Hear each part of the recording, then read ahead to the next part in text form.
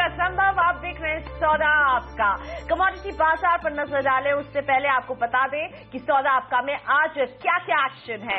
आज हम आपको बताएंगे जोरदार कमाई का तत्काल ट्रेड आइडिया, कहां करना चाहिए आपको आज खरीदारी या बिकवाली। साथ ही नतीजों के बाद इन्फोसिस में हम देख रहे हैं दमदार परफॉर्मेंस, तो क्या करें, इन्फोसिस में खरीदें या बेचें। भारी उतार चढ़ाव के बाजार में पैसे कमाने का सही तरीका हम लेकर आए हैं आपके लिए। साथ ही आज एक अहम इवेंट जिस पर रखनी चाहिए आपको नजर, BS6 नियम वक्त से पहले लागू होंगे और तो शेयरों में क्या करें आप। EB नूवो, कैडिला हेल्थ, चोला इन्वेस्टमेंट, अदानी ट्रांसमिशन में स्ट्रैटेजी, FNO बाजार में क्या हो आज के लिए आपकी रणनीति, और साथ ही में हलचल वाले वो तमाम शेयरों पर आपकी रणनीति पर सलाह देंगे हमारे एक्सपर्ट। फटाफट सलाह लेकर हम दिखाएंगे आपको सौदा आपका में सभी कुछ, लेकिन उससे पहले कमोडिटी बाजार खुलने वाले, कमोडिटी बाजार पर नजर।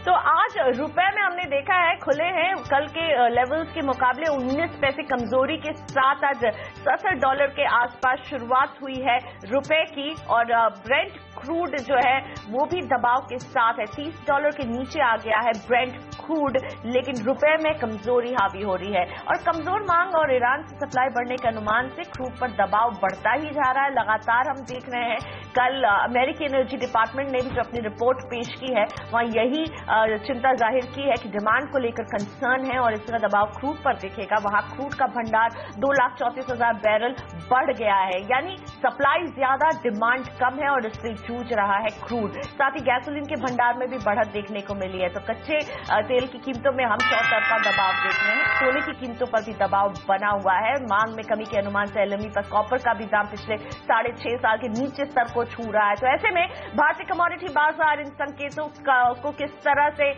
ट्रांसलेट करते हैं और क्या नजर आता है देखते हैं। सबसे पहले सोना आपकी स्क्रीन पर है। आज सोने में मजबूत शुरुआत 25,951 के साथ सोने की शुरुआत हो रही है। 216 रुपए की मजबूती सोने में हम देख रहे हैं, लेकिन चांदी भी आज मजबूती के साथ 34,174 के लेवल के साथ खुलते हुए चांदी। क्रूड में तेजी है, 8 रुपए की मजबूती के साथ क्रूड MCX की शुरुआत हो रही है आज के बाजार में। नेचुरल गैस दबाव के साथ 152 रुपए 60 पैसे के साथ ओपनिंग हो रही है नेचुरल गैस की। कुछ और कमोडिटीज पर नजर डालेंगे। मेटल पैक में कॉपर में तेजी 294 रुपए 70 पैसे के साथ खुलते हुए कॉपर। निकल 563 रुपए 10 पैसे के भाव के साथ यहां पर भी तेजी। कॉपर और निकल दोनों ही आज हरे निशान पर खुल रहे हैं और इसी ट्रेंड को आगे बढ़ा रहा है एल्यूमिनियम भी। 98 रुपए 95 पैसे के लेवल के साथ एल्यूमिनियम की शुरुआत हो रही है।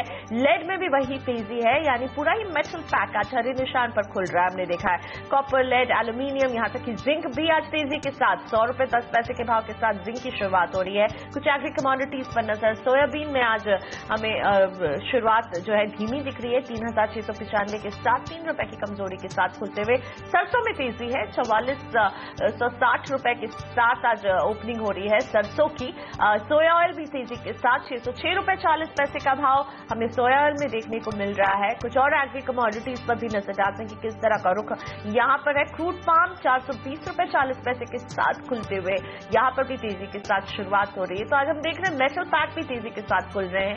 एग्री कमोडिटी में मिला जुला रुझान है। कैस्टर सीड में दबाव है 3,460। चना भी दबाव के साथ ही आज खुलते हुए 2 रुपए की कमजोरी के साथ। ग्वार सीड में भी आज दबाव है 3,274 के भाव के साथ ग्वार की ओपनिंग हो रही है। लेकिन चीनी की कीमतों को लेकर के फिर से एक ऐसी सिचुएशन हो गई है और हम देख रहे हैं चीनी आज तेजी के साथ खुलते हुए। बार्ले में भी आज तेजी है 1,344 का भाव बार्ले में दिख रहा है। अभी गेहूं की शुरुआत नहीं हुई है, 1657 का भाव ही अभी गेहूं में देखने को मिल रहा है, लेकिन बहुत ही मिले जुले रुख के साथ खुल रहे हैं। जीरा तेजी दिखा रहा है 13,700 के साथ 35 रुपए की तेजी के साथ जीरे की शुरुआत हो रही है। और साथ ही हम अब आपको ले चलते हैं इन्फोसिस के जोरदार नतीजे जो पेश हुए हैं। विशाल स्टिक का इन नतीजों पर बात करते हुए। And then we had the devastating floods in Chennai. So despite that, I am extremely pleased with the really amazing performance by our team that we achieved 1.1% constant currency growth. Revenues have crossed 2.4 billion and we managed to grow by more than 12.5, roughly 12.5% year on year on a year-on-year basis, and still delivered 24.9% margin, and a small EPS growth. And volume growth was very strong at 3.1% in this quarter, so we are very happy about that. And based on all of this, we are increasing our guidance for this current financial year to 12.8 to 13.2% on constant currency terms, compared to our previous guidance of 10 to 12% on constant currency terms. Overall, in the quarter, we saw growth. Especially the thing that makes me proud is broad-based growth coming from innovation. Some of the grassroots innovation initiatives that we have embraced have started to produce tremendous results. More than 90% of our delivery organization is now participating in zero distance, has come up with some innovation, some value in every ongoing project. So it is a very, very large scale innovation endeavor. We are very proud of that. And on the systemic innovation on the Aikido services, we have seen significant adoption. We see continued great adoption. The automation that is powered by our automation platform in has now, in the last quarter, we saw more than 1,100 people equivalent simplification, meaning removal of work, 1,100 people worth of work because of automation. So that is already starting to show results. Our information platform, our big data and machine learning based analytics platform, has now reached 200 of our clients. So that is something we are very proud of. And we saw growth in Finacle, in Edge, as well as in Panaya and Scava, in starting to reach scale. In Key, we are very proud of a lot of work that we have done with clients in managing the renewal of their legacy landscapes. We have launched a substantial effort in moving legacy systems to the cloud with new modern architectures and new modern software development techniques. That has started to reach a good scale. And in particular in design thinking, we have crossed 150 client engagements now, and that has started to show results. So overall, quite pleased with the broad-based results that we have started to see in the quarter, and that sets us up for a good quarter ahead and a financial year ahead of us. Praveen? Nothing to add. Yes, you have upped the guidance for the next quarter. Do you see a strong quarter four also, despite what's going on globally in terms of the markets suffering so badly globally? Do you still see a very strong quarter four? Well, you know, people ask about what is happening broadly in the markets, and my personal take always is we are seeing a tremendous disruption in every industry around us on the power of computing, on the power of digital technology. And you know, when the times are good, people need innovation, and especially when the times are bad, people need innovation. So we think that we are fortunate to be in an industry where all the capabilities of Infosys are perfectly aligned with the direction that our clients are looking for, whether it is the renewal of their existing landscapes or getting into completely new areas where software is making its way for the very first time with the power of intelligent systems and new digital experiences. So we are optimistic about the future. Obviously, we are not any more or less immune to the outside forces than anybody else, and there is a lot of stuff going on in the world around us. But generally, based on our visibility, based on what we see in our client atmosphere, we see enough confidence that we are improving our guidance for the remainder of this financial year. Hi, Chandra from ET Now. Hi, I have Chandra. a question each for Vishal, Praveen, and Ranga. Vishal, beginning with I think this is the third quarter when Infosys has come above what the street was estimating.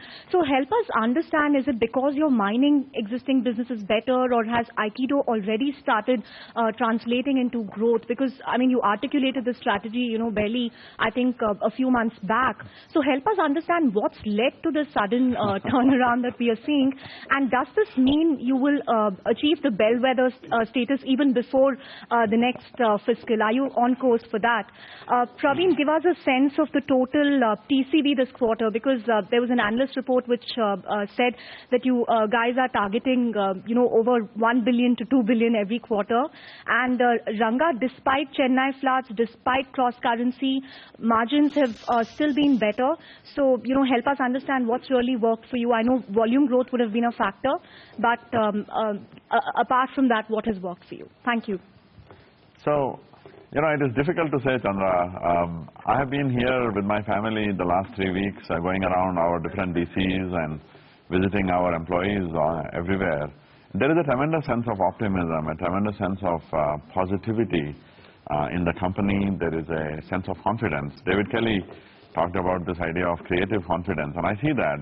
Yesterday, Praveen and I did what we call our zero distance session, where 25,000-30,000 people show up, and there is an incredible atmosphere, and that, I think, more than anything else, leads to all the positive atmosphere and the positive results. I think if we break it down, it is still too early for the big initiatives to have kicked in.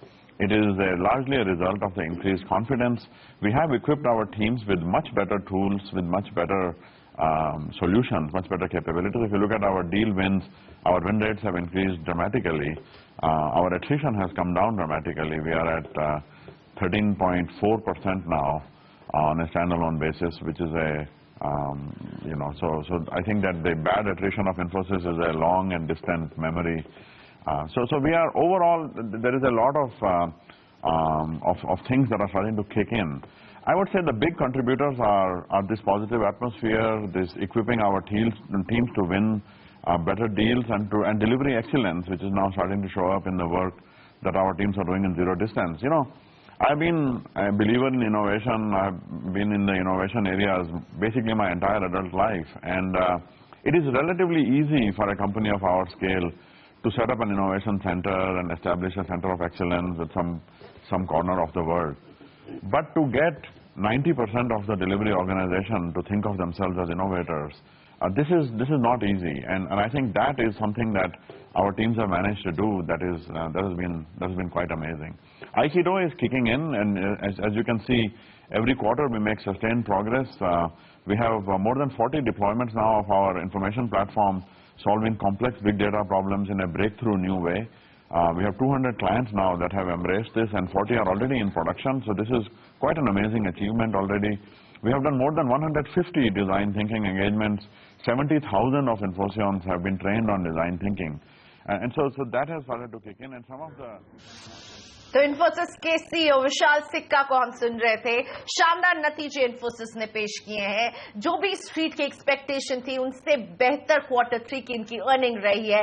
Volume growth अच्छा देखने को मिला है company का। साथ ही में profit की बात करें, रेवेन्यू की बात करें या डॉलर रेवेन्यू, सब में बढ़ोतरी है। गाइडेंस भी बढ़ा दिया, और इसीलिए आज हम इन्फोसिस का स्टॉक आपके सामने रख रहे हैं। देखिए, शानदार तेजी के साथ आज कारोबार कर रहा है। बाजारों में दबाव है, लेकिन इन्फोसिस में शानदार तेजी। इसमें क्या हो, आपकी रणनीति आगे बताएंगे। फिलहाल वक्त है एक छोटे से ब्रेक का।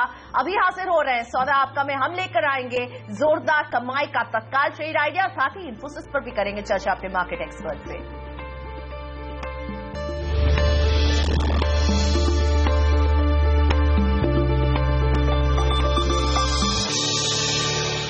तो बाजार है गहरे दबाव में और हम बात करेंगे बाजार पर, लेकिन उससे पहले आपको देते हैं मौजूदा हालात में वो ट्रेडिंग आइडिया जिससे आप कर सकते हैं जोरदार कमाई। वक्त है तत्काल ट्रेड आइडिया का।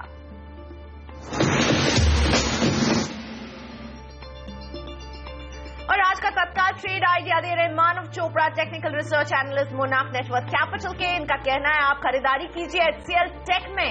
स्टॉप लॉस 805 रुपए का, टारगेट 850 रुपए का, और एचसीएल टेक इंट्राडे के लिए पसंद आ रहा है मानव चोपड़ा को, और यही है मानव चोपड़ा का तत्काल ट्रेड आइडिया आपके लिए।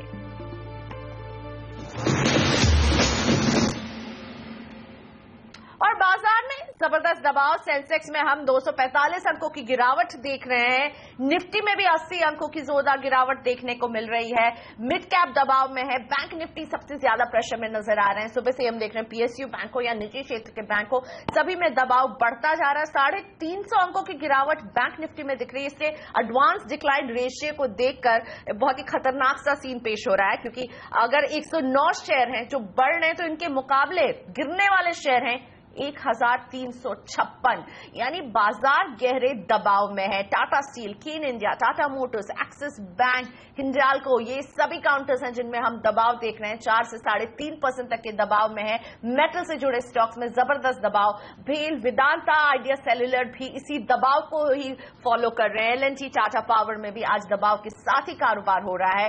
लेकिन इन सब दबाव के बीच में इन्फोसिस असली हीरो साबित हो रहा है। शानदार नतीजे पेश किए कंपनी ने और इसी के दम पर हम देख रहे हैं चढ़ा हुआ है ये शेयर। इन्फोसिस में 4% से ज्यादा की तेजी। HCL टेक में भी तेजी के साथ कारोबार। इन्फोसिस के बढ़िया नतीजों की वजह से इस IT से जुड़े सभी शेयरों में हम एक हरकत देख रहे हैं आज के दिन। मेरे साथ जुड़ गए एंजल ब्रोकिंग के टेक्निकल एनालिस्ट समित चौहान। समित, गुड मॉर्निंग। निफ्टी के मामले में तो ये मॉर्निंग उतनी गुड नहीं है, लेकिन मुझे बताइए निफ्टी में क्या करने के अब आप सलाह देंगे? दबाव जो है वो बढ़ रहा है सुबह से ही लेकर अभी तक के बीच में, साथ ही इन्फोसिस हीरो साबित हो रहा है। इन दोनों पर आपकी सलाह?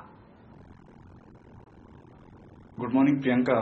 देखिए, लास्ट 5 से 6 दिनों से हम कंटिन्यू रख रहे हैं हमारा व्यू हायर लेवल पे 7700 750 का एक इम्पोर्टेंट सपोर्ट था। वहां से हमने कंटिन्यूएशन ऑफ डाउन ट्रेंड देखा है। कल हालांकि एक 7425 के आसपास लो बनाने के बाद हमने एक शार्प रिकवरी देखी थी, बट हम यही मान के चल रहे थे कि निफ्टी के लिए 7620 का एक इम्पोर्टेंट रेजिस्टेंस लेवल होगा। जब तक ये लेवल क्रॉस नहीं होता है वो बाउंस हम एक्सटेंडेड बाउंस नहीं देख पाएंगे। और आज गैप डाउन ओपनिंग वापस हुई है, तो जितना निफ्टी 7500 के नीचे ट्रेड होगा उतने ही उसमें सेलिंग प्रेशर आते रहेंगे हायर लेवल्स पे, और लोअर लेवल्स पे फिर 7420 7380 के लेवल्स रिटेस्ट हो सकते हैं। तो ट्रेडर के हिसाब से अभी कोई भी कॉल लेना काफी डिफिकल्ट होगा, क्योंकि इंट्राडे में काफी वाइल्ड स्विंग्स आ रहे हैं, तो आपको दोनों साइड पे आपकी पोजीशन कट सकती है। बट मेरे ख्याल से अभी जब तक 7620 का लेवल ब्रेक नहीं होता है, लॉन्ग साइड पे पोजीशन लेना थोड़ा अवॉइड करना चाहिए।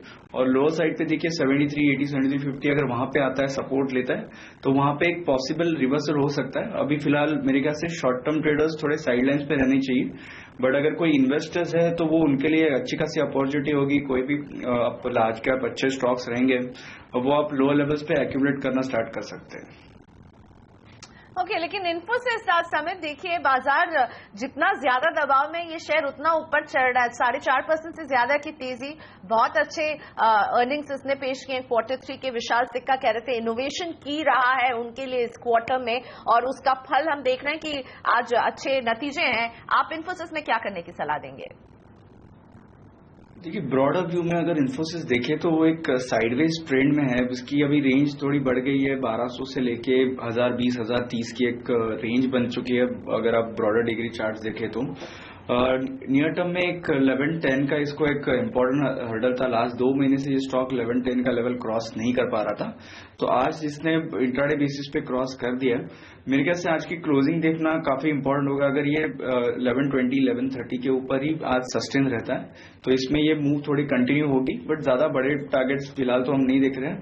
अगर ये ऐसी क्लोजिंग आती है तो 1175 से लेकर 1180 तक इसमें मूवमेंट आ सकती है।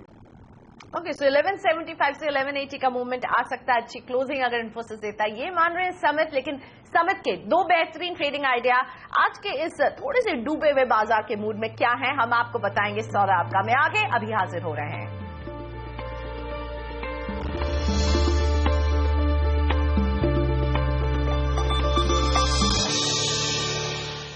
Welcome back. आप देख रहे हैं सौदा आपका। मेरे साथ है हमारे मार्केट एक्सपर्ट समित चौहान। समित, आपसे पूछना चाहूंगी, बाजार में बहुत दबाव है, ऐसे बाजार में आपके कौन से 2 पिक रहेंगे जिन पे आप सलाह देना चाहेंगे?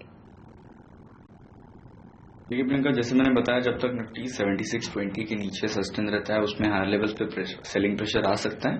तो 2 शॉर्ट साइड पे ही रिकमेंडेशन होंगे फिलहाल। तो एक पहला तो होगा कोटक बैंक का, जिसमें हम 700 के लेवल से बेरिश है। आज भी अगर देखें तो इसका एक 680 का इंपॉर्टेंट सपोर्ट था, वो आज इसने ब्रीच किया हुआ है। तो जितना ये 680 682 के नीचे रहता है इसमें वीकनेस दिखेगा, तो इसमें भी एक 705 के स्टॉप लॉस से सेल किया जा सकता है, और 648 का हमारा इसमें टारगेट होगा। सेकंड रिकमेंडेशन होगा सेल साइड पे होगा, वो भी LIC में होगा।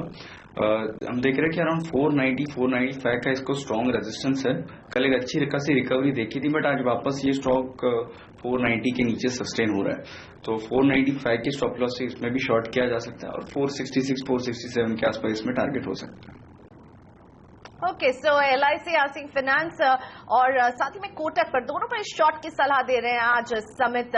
इन दोनों में ही टारगेट्स और स्टॉप लॉसेस ये आपको बता चुके हैं। लेकिन समित, आपसे पूछना चाहूंगी, टाटा स्टील में क्या करने की आप सलाह देंगे? दबाव में है, सारे ही मेटल से जुड़े स्टॉक्स आज दबाव में, लेकिन टाटा स्टील में खासा दबाव है क्योंकि S&P ने इनकी रेटिंग घटाई है, आउटलुक हालांकि स्टेबल रखा है। टाटा स्टील में क्या सलाह होगी? आज गहरा दबाव है यहाँ। देखिए, रिसेंटली हमने इसमें एक अच्छी खासी सर्ज देखी थी फ्रॉम लोअर लेवल्स 220-225 के आसपास ही ये स्टॉक ने नियरली 15% एक मूव दी थी with in a short span.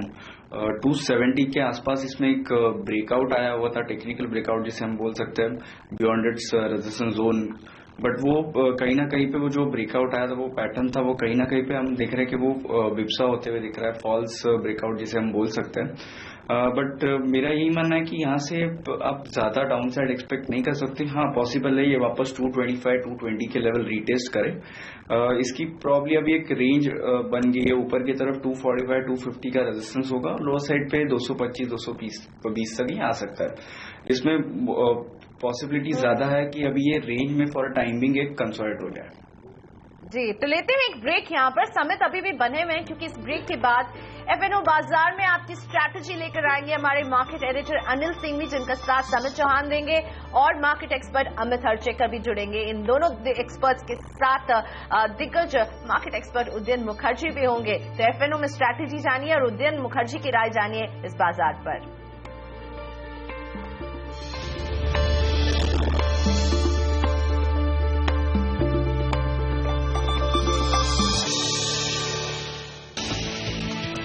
एशियाई बाजारों में तेज गिरावट। जापान का बाजार 700 अंक नीचे, सेंसेक्स में 300 पॉइंट की कमजोरी और निफ्टी भी 100 अंक नीचे। रुपए में बड़ी कमजोरी, 28 महीने के निचले स्तर पर पहुंचा रुपया, $1 की कीमत 67 रुपए के पार। इन्फोसिस के शानदार नतीजों से IT सेक्टर को मिला बूस्टर डोज। कंपनी ने बढ़ाया गाइडेंस, मुनाफा उम्मीद से 2% ज्यादा और शेयर में 4% की बड़ी उछाल। अभी नहीं घटाएगी सरकार IDBI बैंक में अपनी मेजॉरिटी हिस्सेदारी। शेयर 7% टूटकर वायदा कारोबार का सबसे कमजोर शेयर। S&P ने टाटा स्टील की रेटिंग BB से घटाकर BB- की और शेयर में है 5.5% की गिरावट।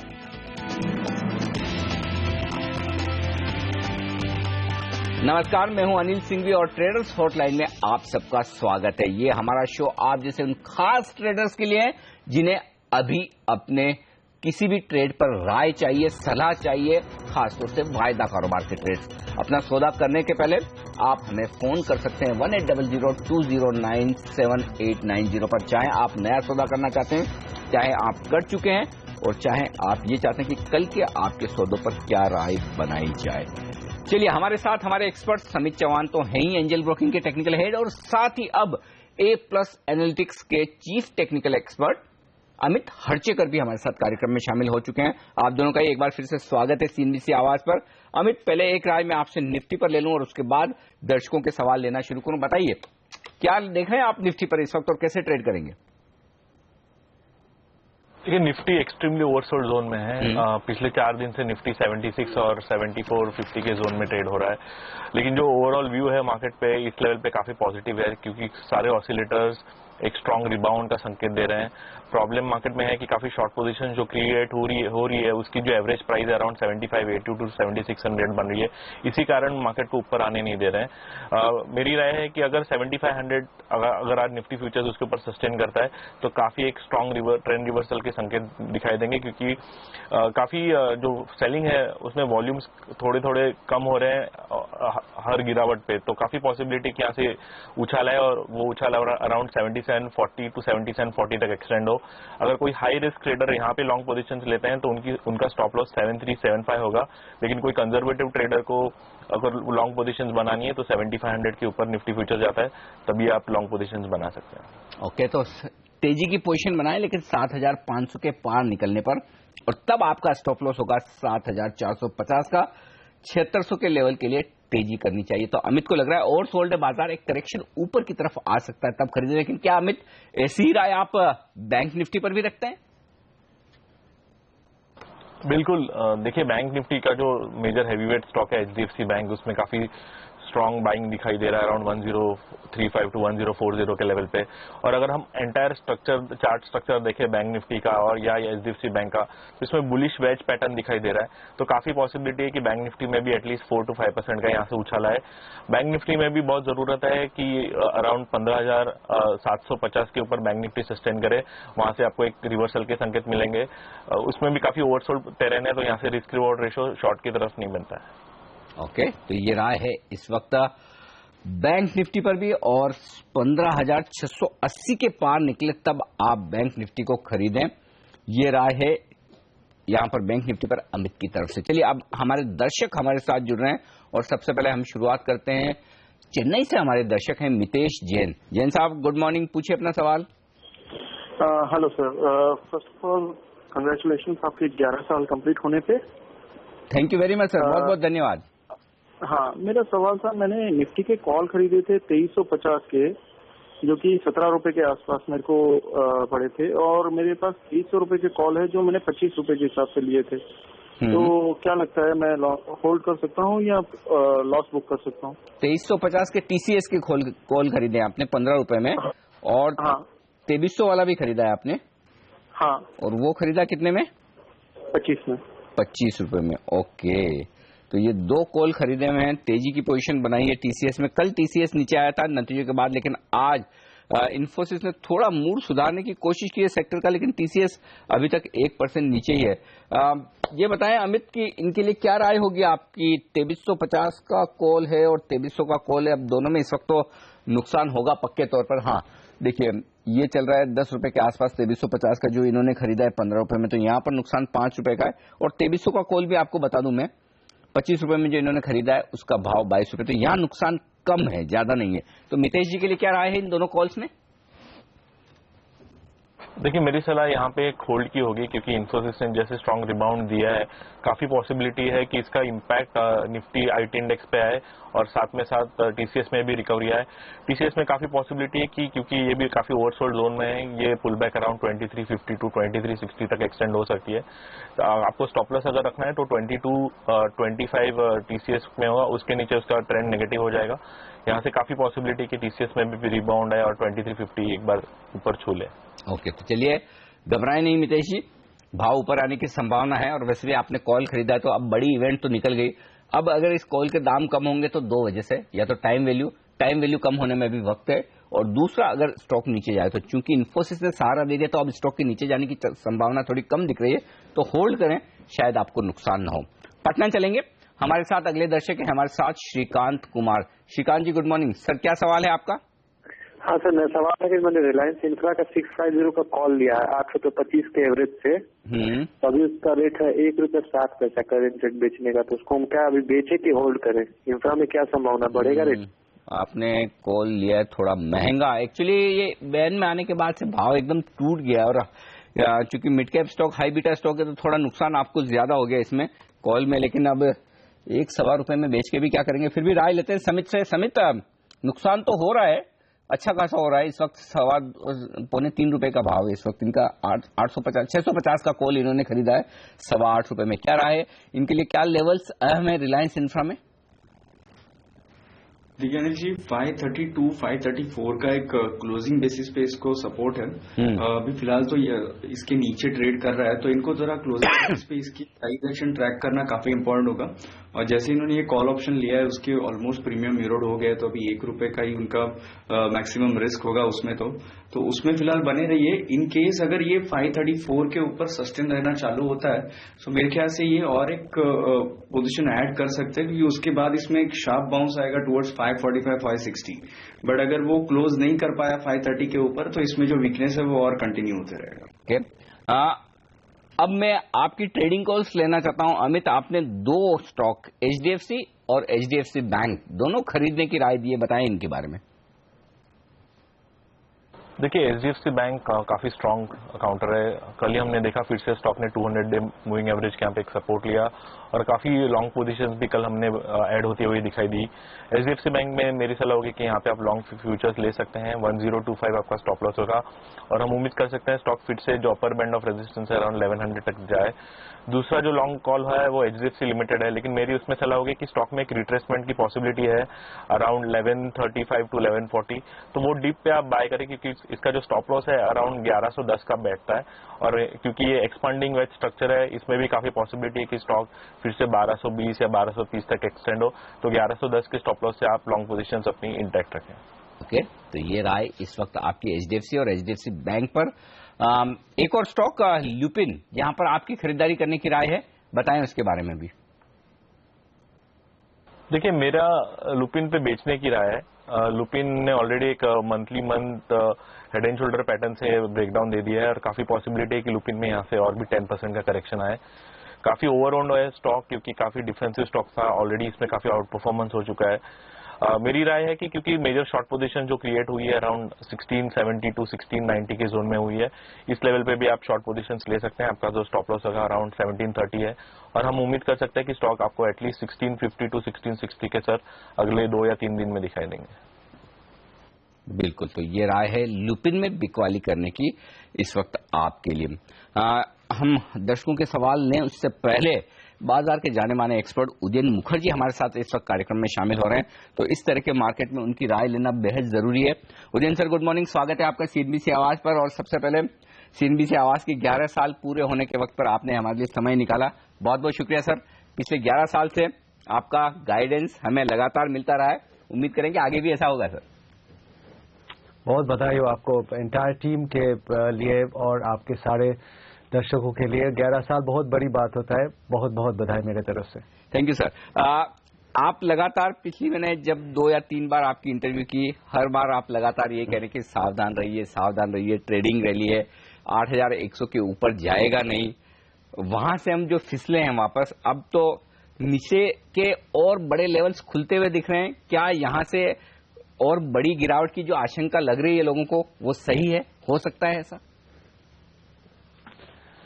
अनिल, मुझे लग रहा है कि मार्केट का बॉटम अभी तक मार्केट ने टच नहीं किया है, लेकिन काफी एक तरफा एक फॉल हुआ है। 8000 से ये जो 7400 तक हमने गिरावट देखी है और अभी बहुत लोग ज्यादा बेरिश हो गए हैं। अभी आप ट्रेडर से पूछेंगे तो वो आपको 6300, 6900 ऐसे टाइप के लेवल्स की भी बात करेंगे। तो मेरे ख्याल से मार्केट काफी बेरिश हो चुका है ऑलरेडी। जो स्थिति 8000 तक नहीं था, लेकिन 7500 का जो फ्लोर, जो बॉटम से मार्केट जुड़ा हुआ था, उसको टूटने के बाद मेरे हिसाब से मार्केट के पार्टिसिपेंट्स और काफी नेगेटिव हो चुके हैं। ये देख के मुझे लग रहा है कि आज नहीं तो अगले कुछ दिनों में ऐसा पॉसिबल है कि एक पुल बैक रैली और एक रिलीफ रैली हो सकता है। वो रैली मेरे ख्याल से 7700 या 7750 के ऊपर मार्केट को प्रोबेबली लेके नहीं जाएगा, बट ये आ सकता है टेम्पोररी एक 2-4 दिन का रैली, क्योंकि सब लोग बहुत शॉर्ट हैं और सब लोग बहुत नेगेटिव हैं और मार्केट ऐसे कंसेंसस को यूजुअली फॉलो नहीं करता है। तो एक दिन एक पुल बैक आएगा, लेकिन इवेंचुअली मुझे लगता है मीडियम टर्म में मार्केट और नीचे के लेवल्स मेरे हिसाब से टच करेगा। ये क्या ये लेवल 7200 है या 7000 है या 7000 के नीचे है, इसका प्रेडिक्ट करने का कैपेबिलिटी मेरे पास नहीं है। मैं इतना बता सकता हूं कि अभी जो ग्लोबल आप माहौल देख रहे हैं और हमारा इंडियन जो अर्निंग्स का स्थिति है, ये सब कुछ देख के मुझे लगता है कि अभी काफी अनसर्टेनिटी है और लोगों को जल्दबाजी में खरीदारी, बहुत पैसे से खरीदारी करना नहीं चाहिए, डे ट्रेडिंग बिल्कुल नहीं करना चाहिए। और मैं जो लगातार पिछले 3-4 महीने से कह रहा हूं कि अभी सिचुएशन बहुत ही अनसर्टेन है और यहाँ पे वॉलेटिलिटी बहुत हाई रहेगा और मार्केट यहाँ से भी नीचे जा सकता है। तो अभी बहुत केयरफुली और कॉशन के साथ ट्रेड करना चाहिए और इन्वेस्ट करना चाहिए। ओके, उदयन सर, फिर क्या ये समझना ठीक है कि जो चीन से चिंताएं शुरू हुई थी 2015 के सेकंड हाफ में, उसे लोगों ने अंडर एस्टिमेट किया, अब भी लोग ये नहीं समझ पा रहे हैं, ये सोच रहे हैं कि चीन का ज्यादा फर्क नहीं पड़ेगा, हमारे लिए तो क्रूड कमोडिटी के दाम गिरना अच्छी बात ही है। उन लोगों की जो सोच है, जो लग रहा है कि ज्यादा रिस्क नहीं है, ऐसा नहीं है और एक बड़ा खतरा अभी भी है चीन का और बाकी ग्लोबल मार्केट्स का हमारे ऊपर। चीन से वो खतरा शुरू होता है अनिल, खत्म नहीं होता है। यही लोग समझ नहीं पा रहे कि एक प्रॉब्लम है चीन का स्लो डाउन, लेकिन उनका इम्पैक्ट किस किस पे पड़ सकता है, मेरे ख्याल से इसका एनालिसिस करना मुश्किल है, मोस्ट लोगों के लिए मुश्किल है। तो वो समझ नहीं पा रहे कि ये कितना बड़ा प्रॉब्लम हो सकता है। इसका एक फॉल आउट हो सकता है कि ग्लोबल इकोनॉमीज 2016 में एक रिसेशन में जा सकता है। अगर ग्लोबल रिसेशन होता है 2016 में, ये नहीं कह रहा हूं कि पक्का है कि ग्लोबल रिसेशन होगा, लेकिन ये हो सकता है, इसका एक स्मॉल प्रोबेबिलिटी है। अगर ये होता है तो सारे ग्लोबल मार्केट्स नीचे की तरफ जाएंगे और इंडिया इसमें नहीं बच पाएगा। इस चाइना का एक फॉल आउट और भी हो सकता है कि रुपी 70 रुपए हो गया, $70 से के मुकाबले 70 हो जाता है या 70 के ऊपर हो जाता है, ये भी होने का पॉसिबिलिटी है। एक करेंसी वॉर शुरू हो सकता है जिसमें हमारे एक्सपोर्ट्स को बहुत ज्यादा नुकसान हो सकता है। हमारा इकोनॉमिक रिबाउंड अभी तक शुरू नहीं हुआ है, अर्निंग्स में कोई रिबाउंड अभी तक दिख नहीं रहा है। ये सबको आप एक साथ देखेंगे तो ये सिर्फ एक लोकलाइज चाइना प्रॉब्लम नहीं है, ये एक बड़ा ग्लोबल प्रॉब्लम 2016 में हो सकता है। और इसके साथ आप इसको जोड़ ले कि हमारा अपना अर्निंग्स मोमेंटम कहीं पे नहीं है और हमारा वैल्यूएशन गिरा तो है, कम तो हुआ है, लेकिन इतना कम नहीं हुआ है जितना पिछले बड़े करेक्शंस में हुआ है। आप याद करोगे कि पहले हमारे जब मार्केट्स बहुत गिरते थे तो जो फ्लोर आता था वो 10-11 पी मल्टीपल पे फ्लोर आता था। इतने गिरावट के बाद भी आज भी सेंसेक्स निफ्टी 15 पी मल्टीपल पे ट्रेड कर रहा है। तो क्या ये और 10% गिर सकता है, 13.5 पी मल्टीपल हो जाए? बिल्कुल हो सकता है।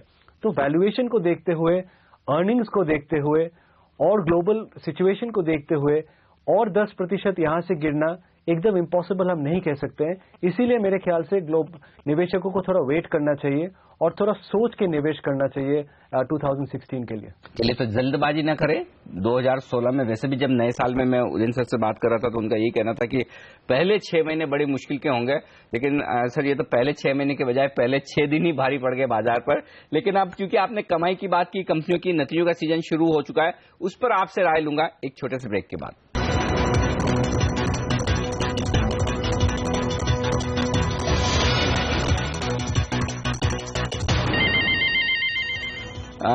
ब्रेक के बाद एक बार फिर से आप सबका स्वागत है। रिकवरी के संकेत थोड़े आते दिख रहे हैं, लेकिन 7,500 पर अब आया है निफ्टी और सेंसेक्स 175 अंक नीचे अब भी है। तो थोड़ी कमजोरी तो है, लेकिन निचले स्तरों से सुधार के संकेत आ रहे हैं। यही राहत की बात है काफी हद तक भारतीय बाजारों के लिए। हमारे साथ बाजार के जाने माने एक्सपर्ट उदयन मुखर्जी हैं और मैं ब्रेक के पहले यही बात कर रहा था कि शुरुआती 6 महीने मुश्किल भरे बता रहे थे उदयन सर। सर ये बताइए, अब रिजल्ट सीजन शुरू हो चुका है, कैसे देख रहे हैं आप इस शुरुआत को? टीसीएस, इन्फोसिस, इंडसइंड बैंक जैसे जो दिग्गज अब तक नतीजे दे चुके हैं और इससे क्या संकेत मिल रहे हैं इस तिमाही के लिए? देखिए, इन्फोसिस के नतीजे अच्छे हैं आज और स्टॉक प्राइस में भी काफी अच्छा रिएक्शन दिखा है। इन्फोसिस नियर टर्म में मेरे ख्याल से आउट परफॉर्मिंग स्टॉक रहेगा क्योंकि इनके गाइडेंस अच्छे हैं, वैल्यूएशन बहुत ज्यादा एक्सपेंसिव नहीं है और काफी लोग ये जैसे स्टॉक को ओन करना चाहेंगे ऐसे डिफिकल्ट मार्केट के माहौल में। लेकिन मुझे लगता नहीं है कि अर्निंग से आपको बहुत अच्छा कोई संकेत मिलने वाला है। जनवरी के एंड तक आपको शुरुआत में 1-2 अच्छे नतीजे ठीक ठाक भी आ जाए, आप देखेंगे जनवरी के एंड तक जब नतीजे आएंगे तब नेट वो जैसे हम अक्टूबर में फील कर रहे थे रिजल्ट्स के बाद, मेरे ख्याल से वही फीलिंग रहेगा बाजार में कि अर्निंग्स में अभी भी कोई बड़ा रिकवरी नहीं आया है। वो आपको सारे मैक्रो इकोनॉमिक नंबर ही बता रहे हैं। आप जो छोटा मोटा नंबर्स आते रहते हैं वो सब देख के यही लग रहा है कि कॉर्पोरेट्स में कॉन्फिडेंस नहीं है अभी निवेश करने के लिए और उनको रेवेन्यू और वॉल्यूम ग्रोथ अभी तक बिल्कुल नहीं दिख रहा है। ये हमारा एक बहुत बड़ा लोकल प्रॉब्लम है अनिल, कि हमारे अर्निंग्स रिकवरी अब तक शुरू नहीं हुआ है। और आप किसी से भी पूछ लीजिए कि ये रिकवरी कब होने वाला है, कुछ लोग आपको बताएंगे 2 क्वार्टर में ठीक हो जाएगा। ये मैं 2 साल से सुन रहा हूं। तो किसी के पास ऐसा कोई डेटा नहीं है जो देख के ये बता रहे हैं कि अर्निंग्स रिकवरी 1-2 क्वार्टर में शुरू हो जाएगा। ये एक उम्मीद की बात है, उम्मीद करना अच्छी बात है, लेकिन उम्मीद से रियलिटी बदल नहीं जाता है। रियलिटी अभी यही है कि अर्निंग्स पिक्चर हमारे अच्छे नहीं है और रिकवरी का कोई साइन हमें अभी तक दिख नहीं रहा है। लेकिन ये मेरे ख्याल से एक प्रॉब्लम तो है, लेकिन सबसे बड़ा प्रॉब्लम नहीं है। सबसे बड़ा प्रॉब्लम मेरे ख्याल से फिर भी ग्लोबल है और ये ग्लोबल प्रॉब्लम जब तक नहीं सुधरेगा, मेरे हिसाब से यहां से बहुत ज्यादा इक्विटी मार्केट से बहुत ज्यादा रिटर्न आपको उम्मीद नहीं करना चाहिए। ये एक बहुत बड़ा प्रॉब्लम है डोमेस्टिक निवेशक के लिए, क्योंकि आप पिछले 18 महीने देख लीजिए, डोमेस्टिक घरेलू निवेशक ने काफी कितने हजारों करोड़ स्टॉक मार्केट में डाले हुए हैं। 2015 पूरा निकल गया, उनको बहुत अच्छा रिटर्न नहीं, कोई भी रिटर्न नहीं मिला है। 2016 का शुरुआत देख के लग नहीं रहा है 2016 में उसको इक्विटी मार्केट से रिटर्न बहुत अच्छा मिलने वाला है। तो अगर 2 साल ऐसे निकल जाता है निवेश के बाद आपको कोई रिटर्न नहीं मिलता है और जो एसेट क्लास अभी तक परफॉर्म नहीं कर रहा था जैसे गोल्ड, आप देखिए सोना का परफॉर्मेंस बहुत ही खराब रहा है पिछले 1-1.5 साल में, लेकिन पिछले 1-2 हफ्ते में ग्लोबल प्रॉब्लम्स के चलते हुए गोल्ड में एक बाउंस बैक आया हुआ है। अगर ऐसे चलता रहा कि गोल्ड में बाउंस बैक बरकरार रहा और इक्विटी मार्केट का परफॉर्मेंस खराब रहा, एक समय आएगा इस साल में जब घरेलू निवेशक फिर से बोलेंगे क्या हमने गलती कर दी कि हमने इक्विटी में पैसे तो लगा दिया, 1.5-2 साल से कोई पैसा नहीं बन रहा है, और गोल्ड जिससे हम पैसा निकाल के इक्विटी में डाल रहे थे उसमें फिर से पैसा उसका प्राइस बढ़ना फिर से शुरू हो गया।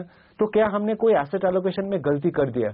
लॉन्गर टर्म के लिए मेरे हिसाब से डोमेस्टिक इन्वेस्टर्स ने सही एसेट एलोकेशन किया है, लेकिन इस पे जो कंफ्यूजन होगा या अनसर्टेनिटी होगा ये 2016 में मुझे दिख रहा है कि लोग ये क्वेश्चन करेंगे कि क्या पुराना विजडम ही सही था कि सोना में पैसा लगाना चाहिए और इक्विटी मार्केट्स में बीच बीच में लगाना चाहिए, लेकिन प्रॉफिट मिलते ही निकाल लेना चाहिए।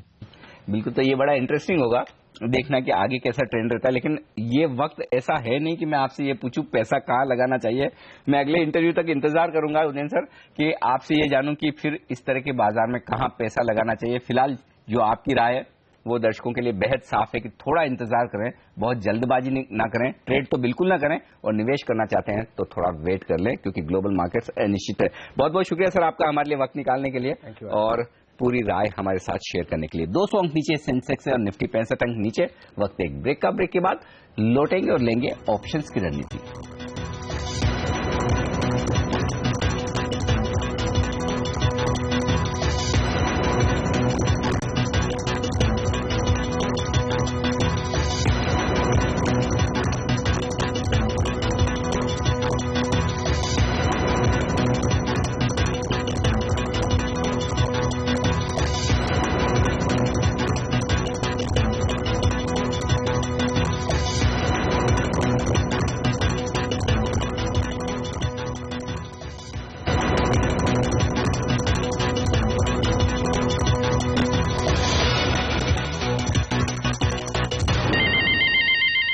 रिकवरी के संकेत हैं थोड़े बाजार में 7,500 पर निफ्टी, लेकिन ऑप्शंस की रणनीति लेते हैं। अमित हर्चेकर हमारे साथ बताएं। अमित, कौन सा ऑप्शन ट्रेड करेंगे?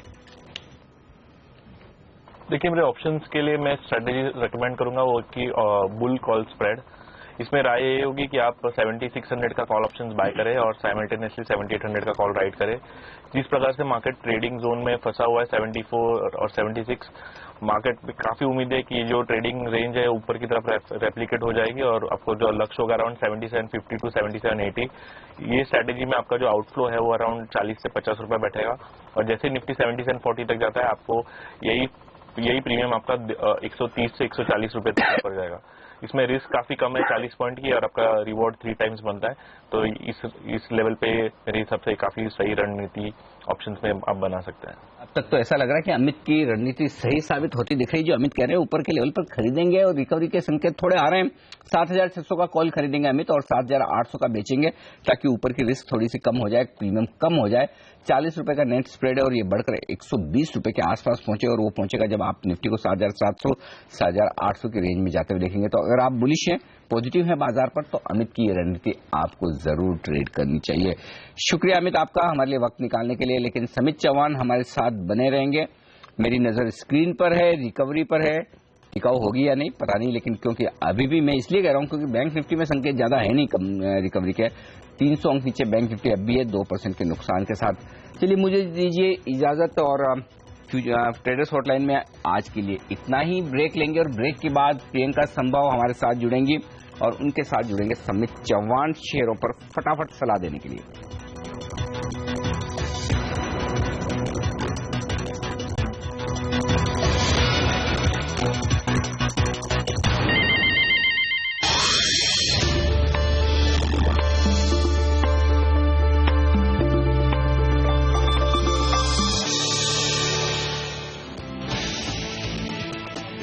एशियाई बाजारों में भारी गिरावट। जापान का बाजार करीब 700 अंक तक टूटा, लेकिन निचले स्तर से 225 अंक सुधरा है सेंसेक्स। निफ्टी भी 7,500 के ऊपर आया।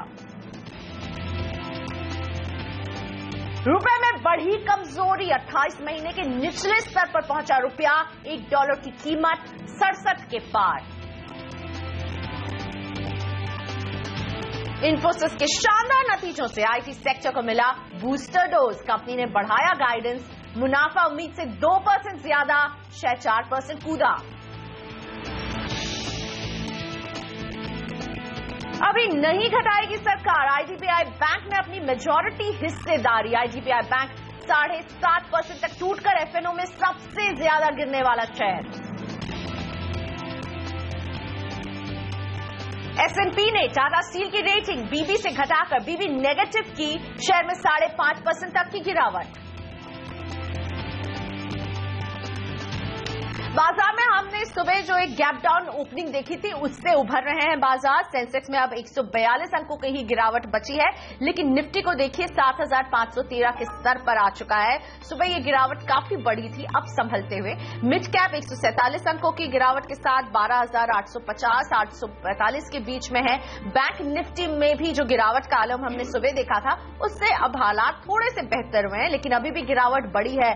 बैंक निफ्टी में 270 अंकों की गिरावट बैंक निफ्टी में देखने को मिल रही है। एडवांस डिक्लाइन रेशियो में 208 शेयर हैं जो बढ़ने वाले हैं और गिरने वाले शेयर हैं 1290, यानी ये फिलहाल डिक्लाइंस की तरफ ही है। बाजार ज्यादा दबाव में दिख रहे हैं। बाजार के हीरो अभी इस बाजार में इन्फोसिस ही साबित हो रहा है। बेहतर नतीजों के साथ इन्फोसिस जो है 4% से ऊपर की तेजी दिखा रहा है। एचसीएल टेक में भी वही तेजी हमें देखने को मिल रही है। ल्यूपिन और एशियन पेंट्स भी कुछ ऐसे स्टॉक्स हैं जहां हमें हल्की बढ़त जरूर देखने को मिल रही है, लेकिन ज्यादातर स्टॉक्स दबाव में हैं और इनमें मेटल क्षेत्र सबसे आगे आते हैं। आपके शेयरों पर बातचीत करने के लिए मेरे साथ जुड़ रहे हैं manasjaiswal.com के मानस जायसवाल। नमस्ते मानस, ये बताइए निफ्टी में क्या करने की सलाह देंगे, क्योंकि बहुत ही वॉलेटाइल दिख रही है अभी सिचुएशन। लॉन्ग करेंगे आप, शॉर्ट करेंगे, क्या स्ट्रैटेजी होगी मानस? मानस से हमारा संपर्क टूट गया है, लेकिन बाजार पर एक नजर डालते हैं। हम निफ्टी की बात कर रहे थे। निफ्टी में हमने सुबह जबरदस्त गिरावट देखी थी, लेकिन अभी उन लेवल से बाजार जो है वो सुधरते हुए जरूर नजर आ रहे हैं। और आपको बता दें कि अहम खबर जो आपकी स्क्रीन पर आ रही है, 21 दिसंबर तक सरकार ने जो है 6,050 करोड़ के एफडीआई प्रस्ताव को मंजूर किए हैं और इसके बाद 5 एफडीआई प्रस्तावों को मंजूरी मिल रही है। और ये है बड़ी खबर कि 5 एफडीआई प्रस्तावों को मंजूरी देगी सरकार। 21 दिसंबर तक सरकार ने 6,050 करोड़ के 5 एफडीआई प्रस्ताव मंजूर किए हैं, यानी जो ये पिछला साल रहा है उसमें हमने देखे हैं 5 नए एफडीआई प्रस्ताव मंजूर किए गए हैं। और सरकार ने ये फैसला 21 दिसंबर तक लिया है और जो राशि है वो है 6,050 करोड़ की, जिसके तहत 5 एफडीआई प्रस्तावों को मंजूरी मिली है। और ये खबर आपकी स्क्रीन पर है। एफआईपीबी की ये मंजूरी मिली है 5 एफडीआई के प्रस्तावों को। नसर बाजार पर मैं बता रही थी कि मेटल्स में हमें अच्छा खासा प्रेशर दिख रहा है। इसमें टाटा स्टील सबसे ऊपर है। एसएनपी ने भी इसके बीबी नेगेटिव कर दी है और इसके बाद हम देख रहे हैं इसमें आज खासा दबाव है। हालांकि आउटलुक स्टेबल रखा गया है, लेकिन केन इंडिया, एलएनटी, पीएनबी ये भी कुछ ऐसे स्टॉक्स हैं जहां आज हमें दबाव दिख रहा है। मानस जायसवाल हमारे साथ जुड़ चुके हैं। हमारा संपर्क टूट गया था मानस आपसे, लेकिन मानस निफ्टी में क्या करने की सलाह देंगे? जिस तरह से हम देख रहे हैं निफ्टी काफी दबाव में है, सुबह से अब हालात जरूर सुधरे हैं, तो आप निफ्टी में क्या स्ट्रैटेजी रख रहे हैं, लॉन्ग शॉर्ट? प्रियंका देखिए, कल भी जब मार्केट में रिकवरी देखी गई तब मेरा ये समझना था कि निफ्टी को 7610 के लेवल्स को ब्रेक करना जरूरी है और उसके बाद ही तेजी करनी चाहिए। और आज जब एक गैप डाउन ओपनिंग हुई है, मैं समझता हूं कि जब तक ये जो हर्डल है 7600 7610 का, ये लेवल्स ब्रेक ना हो, मैं नहीं समझता कि लॉन्ग पोजीशंस क्रिएट करनी चाहिए। मैं समझता हूं कि कभी भी बाउंस बैक पे एक शॉर्ट पोजीशन क्रिएट करनी चाहिए। स्टॉप लॉसेस जरूर बड़े होंगे, 7610 के ही स्टॉप लॉसेस आपको रखने पड़ेंगे, लेकिन अगर आप डाउन साइड देखिए तो मैं समझता हूं कि अगर आपका टाइम फ्रेम 1 से 2 हफ्ते का है तो मैं उम्मीद करता हूं कि निफ्टी 7340 के लेवल्स तक आ सकता है। इसलिए स्टॉप लॉसेस जरूर बड़े हैं, बट टारगेट भी उसी हिसाब से बड़े हैं। इसलिए मैं समझता हूं इस बाउंस बैक पे एक शॉर्ट कॉल लेना चाहिए, ना कि लॉन्ग कॉल लेना चाहिए। तो शॉर्ट की सलाह दे रहे हैं मानस, लेकिन अब रखते हैं स्टॉक स्पेसिफिक सवाल मानस के सामने और ये पूछेंगे हमारे दर्शक। सूरत से अंकित है मेरे साथ। नमस्ते अंकित, बताइए कौन सा शेयर है आपके पास? जी sir, hello, good morning sir. जी अंकित, पूछिए अपना सवाल, कौन सा शेयर है आपके पास? Hello, good morning sir. Good morning Ankit, go ahead, अपना सवाल पूछिए। जी, मैंने जेट एयरवेज बाय किया था 793 के एवरेज से। जी जी, लॉस हो रहा है आपको, 31.20 रुपए का लॉस हो रहा है यहाँ अंकित को। 75 शेयर है इनके पास जेट एयरवेज के। मानस, जेट एयरवेज ये एवरेज करके इनका रेट जो है 793 है, 793 रुपए। लॉस अभी भी नहीं हो रहा है, 761 के आसपास है जेट एयरवेज। क्या सलाह होगी? देखिए, इसमें कोई शक नहीं कि सबसे स्ट्रांग काउंटर लगता है अगर आप जितने भी चार्ट्स देखें तो। और जिस तरह हाई टॉप हायर बॉटम्स बन रहे हैं, मैं समझता हूँ कि ट्रेंड अभी भी काफी पॉजिटिव है। ये सही है कि कल भी और आज भी हमने थोड़ी गिरावट देखी, बट मैं समझता हूँ ये केवल एक टेक्निकल करेक्शन है और वीक मार्केट के चलते हमें हायर लेवल पे प्रॉफिट बुकिंग देखने को मिल रही है। ट्रेडिंग की बात करें तो मैं समझता हूँ 724 के लेवल्स जब तक स्टॉक ब्रेक करके उसके नीचे क्लोज ना दे, तब तक घबराने की जरूरत नहीं है, तब तक बिल्कुल बने रहना चाहिए। ट्रेंड पॉजिटिव लगता है, इसलिए मैं समझता हूँ जैसे ही स्टॉक 775, 780 की रेंज को क्रॉस करेगा, स्टॉक तैयार हो जाएगा 810 और 820 की रेंज को टेस्ट करने के लिए। इसलिए मेरी राय में 724 के स्टॉप लॉस के साथ बने रहे स्टॉक में। 734 का स्टॉप लॉस, लेकिन वॉच कीजिए 734 का लेवल जेट एयरवेज में, ये सलाह दे रहे हैं आपको अंकित। और अब मुंबई से मेरे साथ हैं अमित। अमित जी नमस्ते, पूछिए अपना सवाल, कौन से शेयर है जिस पर सलाह चाहते हैं? हेलो, मैं एल्केम लैब पे और लाल टेक्टिक पे पूछना चाहता हूँ कि एल्केम के मेरे पास 60 शेयर है 1050 के रेट पे, और डॉक्टर लाल के 3535 पे है रेट पे। ओके 535 का भाव रहा है डॉक्टर लाल पैथ लैब में, और दोनों में ही बहुत अच्छा मुनाफा हो रहा है आपको अमित। यहाँ पर मानस, दोनों में ही शानदार मुनाफा कमा रहे हैं अमित जी। लाल पैथ लैब में 261 रुपए का मुनाफा इन्हें हो रहा है, अल्केम में भी इन्हें करीब 380 रुपए के आसपास का मुनाफा हो रहा है। क्या सलाह देंगे इन दोनों के लिए? देखिए, ये दोनों ही स्टॉक अभी जल्दी ही लिस्ट हुए, इसलिए प्राइस जो हिस्ट्री है वो बहुत ज्यादा नहीं है। इस पे थोड़ा सा लंबे समय के लिए व्यू देना मुश्किल है। केवल अगर हम इंटरडे चार्ट देखते हैं तो एक चीज जरूर क्लियर होती है डॉक्टर लाल पैथ में कि स्टॉक में बहुत सपोर्ट है। 780, 770 काफी स्ट्रांग सपोर्ट है, इसलिए मेरी राय में 770 के नीचे स्टॉप लॉस रखें अगर ये ट्रेडर है, प्योरली ट्रेडर है तो। और अपसाइड हर्डल दिखता है 805, 810 की रेंज में, और 805, 810 के लेवल्स अगर ब्रेक होंगे तो मैं समझता हूँ जो नेक्स्ट टारगेट होगा वो करीब करीब 875 के आसपास होगा। तो स्टॉप लॉस के साथ बने रहे यहाँ पर। एल्केम में भी अगर आप देखिए तो हिस्ट्री नहीं होने की वजह से मैं केवल इतना कह पाऊंगा कि 1370, 1360 स्ट्रांग सपोर्ट है, उसके नीचे अपना स्टॉप लॉस रखें। इंटरडे चार्ट पे स्टॉक अच्छा लग रहा है, इंटरडे पे ऐसे लगता है कि शायद अभी यहाँ से कम 1480 और 1500 तक के लेवल्स देखने को मिल सकते हैं, इसलिए स्टॉप लॉस के साथ यहाँ पर भी बने रहे। तो दोनों पर ही होल्ड की सलाह। और अब नैना पटेल से बात करते हैं, मुंबई से जुड़ रही हैं। नैना नमस्ते, बताइए कौन सा शेयर है आपके पास? मेरे पास है HCC के 800 शेयर 2680 के भाव पर, और मोरपेन लैब है 300 शेयर 3150 के भाव पर। तो अभी 1 साल रुकने का है। ओके, तो 1 साल का नजरिया रखती हैं नैना। मोरपिन लैब और HCC दोनों में ही 1 साल का नजरिया है। इन दोनों के चार्ट्स आपको कैसे दिखते हैं मानस? क्या सलाह होगी? इन्हें मोरपिन में तो मुनाफा हो रहा है, लेकिन HCC में इन्हें नुकसान उठाना पड़ रहा है। देखिए, इनका टाइम फ्रेम बड़ा जरूर है, लेकिन HCC जिस तरह के चार्ट पैटर्न बन रहे हैं, लॉन्ग टर्म में बहुत ज्यादा होप नहीं रखनी चाहिए। हाई लेवल्स देखिए तो 28-30 रुपीज जब तक ब्रेक ना हो, यहाँ पर बड़े मूव की उम्मीद ना करें। स्टॉक अभी 100 दिनों के और 50 दिनों के मूविंग एवरेज के नीचे चल रहा है, और मैं समझता हूँ कि शायद यहाँ पर वीकनेस अभी और बढ़ेगी, स्टॉक 20 रुपए के आसपास तक आ सकता है। इसलिए मेरी राय में छोटे मोटे उछाल पे 24 रुपए या 25 रुपए के आसपास स्टॉक से निकल जाए, और कोई भी लॉन्ग 30 रुपए से पहले लॉन्ग टर्म के लिए ना बनाए। दूसरा स्टॉक इन्होंने मोरपिन लैब की बात की थी। देखिए, stock no doubt higher tops higher bottoms clearly charts पे दिखते हैं, लॉन्ग टर्म चार्ट्स पे, और अभी भी पैटर्न को देख के ऐसा लगता है कि शायद आने वाले टाइम में करंट लेवल से बेहतर स्तर जरूर देखने को मिलेंगे। 40 रुपए हर्डल है, पिछले दिनों हमने करेक्शन देखा, बट 40 रुपए के लेवल्स ब्रेक होने का मतलब कम से कम 52 से 55 रुपए की रेंज आना है आने वाले टाइम में। इसलिए मेरी राय में यहाँ पर बने रहे और अपना स्टॉप लॉस 24 रुपीज के नीचे रखें। और अब शामिल करते हैं मनीष के सवाल को। मनीष जैन ने ये सवाल इंदौर से भेजा है और जानना चाहते हैं एमआरपीएल में क्या हो इनका अगला कदम। 3000 शेयर ये होल्ड करते हैं, 55 रुपए की इनकी खरीद रही है, 14 रुपए का मुनाफा इन्हें पर शेयर मिल रहा है। मानस, आपको एमआरपीएल चार्ट्स पर कैसा दिखता है? मनीष जी को आप क्या सलाह देंगे? देखिए, चार्ट्स पे तो काफी अच्छा लगता है। स्टॉक ने पिछले दिनों 200 दिनों के मूविंग एवरेज को ब्रेक किया। कंसोलिडेशन देखा जा रहा है 70 रुपए और करीब 64 रुपए की रेंज में। पैटर्न को देख के लगता है कि जल्दी ही स्टॉक 70 रुपए के लेवल्स ब्रेक करेगा और अगर 70 रुपए के लेवल्स ब्रेक करता है तो नेक्स्ट टेक्निकल टारगेट करीब 81 और 82 की रेंज में आता है। इसलिए मेरी राय में यहाँ पर बिल्कुल बने रहना चाहिए। अपने स्टॉप लॉसेज 63 रुपीज के नीचे रखें और जब स्टॉक 70 रुपीज के लेवल्स ब्रेक हो करे तब अपना स्टॉप लॉस रिवाइज करके 67 रुपीज कर लें। ओके, सो पहला स्टॉप लॉस आपने क्या बताया मानस, एक बार रिपीट कर दें प्लीज। पहला स्टॉप लॉस 63 रुपीज रहेगा, 63 रुपए का रहेगा और उसके बाद जब 70 रुपए के लेवल्स ब्रेक हो तब अपना स्टॉप लॉस रिवाइज करके 67 रुपीज कर लें।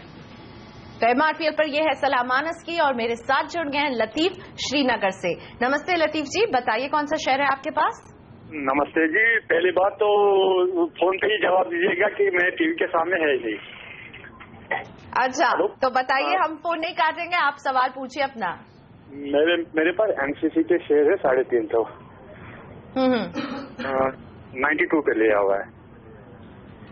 ओके, 92 पर लिया, आपको नुकसान हो रहा है यहाँ लतीफ जी, 23 रुपए का नुकसान आपको उठाना पड़ रहा है। और थोड़ा सा वो 10 लाख रुपए में इन्वेस्ट करना चाहता हूँ और कौन कौन से सेक्टर में करूँ, बैंकिंग, फार्मा, ऐसे कुछ मेरे को पिक चाहिए थे। और ये आप लंबी अवधि के लिए करना चाहते हैं? लंबी अवधि के लिए, 3-4 साल के लिए। आपका सवाल रखते हैं मानस के सामने। मानस, पहले तो एनसीसी में बताएं क्या करना चाहिए लतीफ जी को। 23 रुपए का नुकसान हो रहा है, साथ ही में लंबी अवधि के लिए फार्मा, बैंकिंग, कौन से क्षेत्र में आप कहेंगे इन्हें निवेश करने के लिए? देखिए, एनसीसी की जहां तक बात है, पिछले 6 महीने का परफॉर्मेंस बहुत अच्छा नहीं रहा है। हम हमेशा हाई लेवल पे सेलिंग प्रेशर देखने को मिला है। लोअर लेवल्स पे जरूर 50 रुपए के आसपास सपोर्ट दिखता है, बट फिर भी पैटर्न को देख के ऐसा लगता है कि एक बार स्टॉक से निकल जाना बेहतर रहेगा और लॉन्ग तब बनाए जब स्टॉक 90 रुपए के लेवल्स को ब्रेक कर दे। रही बात जो स्टॉक में ये निवेश करना चाहते हैं सेक्टर स्पेसिफिक, पहली चीज मार्केट की कंडीशन को देख के मैं नहीं समझता कि ये सही समय है निवेश करने के लिए। मार्केट की कंडीशन को देख के ऐसा लगता है कि अगर 1 से 2 मंथ इंतजार कर लें तो शायद करंट लेवल से बेहतर प्राइस निवेश करने के लिए मिल जाएंगे। आपको सेक्टर पे वॉच अगर करना है तो पहली चीज तो मैं समझता हूँ कि मार्केट अगर परफॉर्म करेगा तो वहां पर बैंकिंग जरूर परफॉर्म करेगा और बैंकिंग में पीएसयू पे अभी फिलहाल के लिए पीएसयू बैंक को छोड़ दें। प्राइवेट बैंकिंग में यस बैंक और एक्सिस बैंक, ये 2 स्टॉक ऐसे हैं जहां पर मैं समझता हूँ लंबी अवधि में बेहतर रिटर्न्स मिल सकते हैं। दूसरा क्षेत्र कैपिटल गुड्स रहेगा या तो आप कह सकते हैं इंफ्रा रहेगा और सबसे बेहतरीन स्टॉक निवेश के लिए एलएनटी है, क्योंकि एलएनटी ऑलरेडी काफी करेक्ट हो गया है पिछले दिनों और लोअर लेवल्स पे आप देखिए तो यहां से मैं नहीं समझता कि 5-10% से ज्यादा का कट देखने को मिलेगा। तो लॉन्ग टर्म के लिए अगर 2 से 3 साल का निवेश करना चाहते हैं तो मैं समझता हूँ ये भी एक बढ़िया पिक हो सकता है, लेकिन कंडीशन को देख के मैं समझता हूँ थोड़ा सा इंतजार कर ले तो बेहतर रहेगा। थोड़ा सा इंतजार करने के लिए लतीफ जी आपको यहाँ पर सलाह दे रहे हैं, लेकिन वॉच कीजिए जिन सेक्टर को, इस पे मानस आपको सलाह दे रहे हैं। प्राइवेट बैंकिंग स्पेस और कैपिटल गुड स्पेस को जरूर आप वॉच कीजिए और थोड़ा सा रुकिए निवेश करने के पहले। इसी के साथ हम लेते हैं एक छोटा सा ब्रेक। अभी हाजिर हो रहे हैं सौदा आपका में, आपके सवालों को और शामिल करेंगे, साथ ही आईटीएल का अपडेट भी लेकर आएंगे।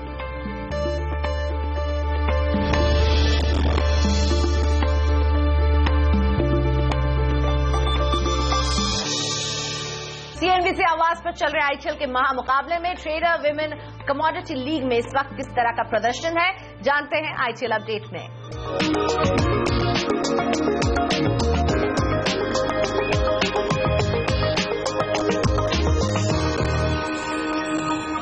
तो आईटीएल में चल रहा है जबरदस्त मुकाबला और सबसे पहले ट्रेडर्स लीग, जिसमें सीमा अंबादास देसाई 152% के शानदार रिटर्न के साथ नंबर 1 पोजीशन पर हैं और सीमा केवल ट्रेडर लीग में ही आगे नहीं चल रही क्योंकि 152% का रिटर्न कमा रही है, इसलिए सीमा अंबादास देसाई ही सबसे आगे चल रही है। विमेंस लीग में भी 152 के शानदार रिटर्न के साथ सीमा अंबादास नंबर 1 के पोजीशन पर है आईटीएल में, यहां पर भी।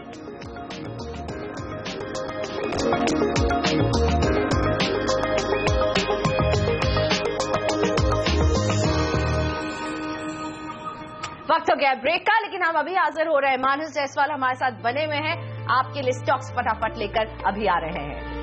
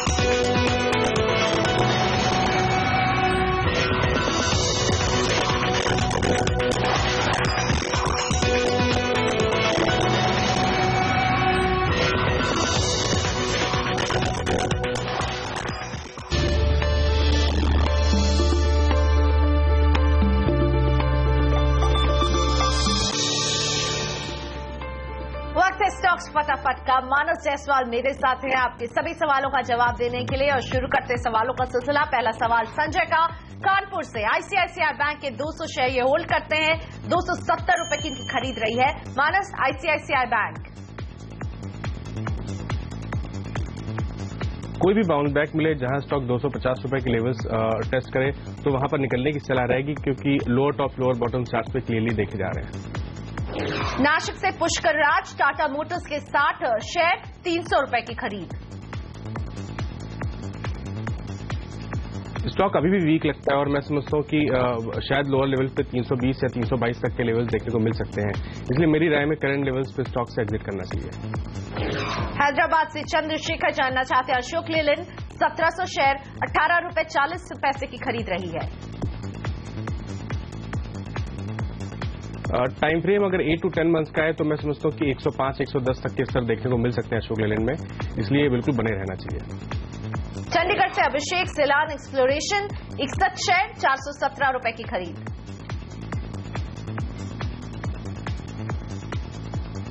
देखिए, सिलान की जहां तक बात है, स्टॉक अभी भी वीक लगता है, इसलिए मैं समझता हूं कोई भी रैली मिले जहां स्टॉक 210 के स्तर टेस्ट करे तो वहां पर निकलने की सलाह रहेगी।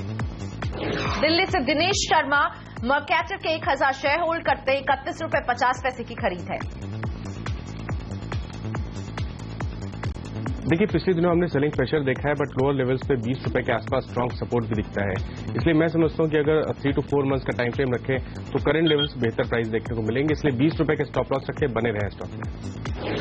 चंद्रपाल के पास है एमएमटीसी के 1700 शेयर, 96 की खरीद रही है। कोई भी रैली मिलती है जहां स्टॉक 45 या 47 के लेवल्स टेस्ट करे तो वहां पर निकलने की सलाह रहेगी, और कोई भी फ्रेश लॉन्ग 53 रुपीज से पहले ना बनाए। इसी के साथ आज हमें बस इतना ही वक्त है। मानस, शुक्रिया हमारे साथ जुड़ने के लिए और इतने सारे सवालों का जवाब देने के लिए। तो सौदा आपका में आज मुझे भी यही इजाजत दीजिए। आगे हम हाजिर रहेंगे कमोडिटी बाजार के अपडेट के साथ। कमोडिटी में कहां है एक्शन, आपको बताएंगे कमोडिटी राउंड अप में।